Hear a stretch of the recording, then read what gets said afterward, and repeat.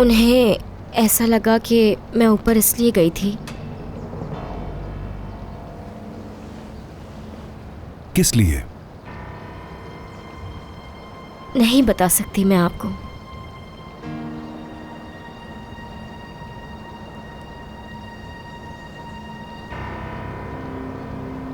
किसने की तुमसे ये बात?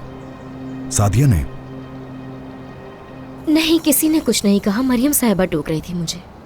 जैसे ही मैं सुबह किचन में गई, उन्होंने मुझसे ये बात करना शुरू कर दी कि इस घर में ऐसे कपड़े नहीं पहने जाते। मैं तुमसे माजरत चाहता हूं कि तुम्हें यह सब बर्दाश्त करना पड़ा। अगर जरूरत हुई तो मैं खुद सादिया से बात करूंगा। नहीं प्लीज करीम साहब, अब इस बारे में आप उनसे बात नहीं करेंगे।